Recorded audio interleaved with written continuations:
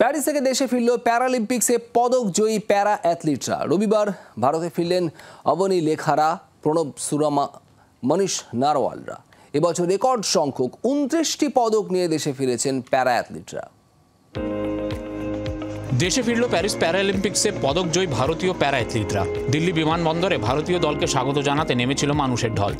বিমানবন্দরেই চলল পদক জয়ী তারকাদের ফুল নিয়ে বরণ করার সেলিব্রেশন। সবাইকে ঘিরে আনন্দ উচ্ছ্বাস ছিল দেখার মতো। দেশবাসীর ভালোবাসা পেয়ে সবাইকে ধন্যবাদ জানিয়েছেন প্যারালিম্পিক্সে সোনাজয়ী অবনী লেখারা। बहुत अच्छा लग रहा है। मैं सब पूरी टीम को थैंक यू कहना चाहूंगी कि उन्होंने ये पॉसिबल कर पाया। অবনীর পাশাপাশি দেশে ফিরেছেন প্রণব সুরমা, মনীষ নারওয়াল, রুবিনা ফ্রান্সিস ও মোনা আগরওয়ালরাও। দেশবাসীর আস্থা এবং কঠিন পরিশ্রমের জন্য এই পদক জিততে পেরেছেন বলে জানিয়েছেন তারা। এত সম্মান ও ভালোবাসা পেয়ে আপ্লুত সবাই। बेहद खुशी मिल रही है कि इतना मान सम्मान मिल रहा है और बहुत अच्छा लग रहा है देश के लिए मेडल जीता। প্যারিস প্যারালিম্পিক্সে 29টি পদক জিতে ইতিহাস গড়েছেন ভারতীয় প্যারা অ্যাথলিটরা। প্যারালিম্পিক্সের ইতিহাসে এটাই ভারতের সবথেকে ভালো পারফরমেন্স।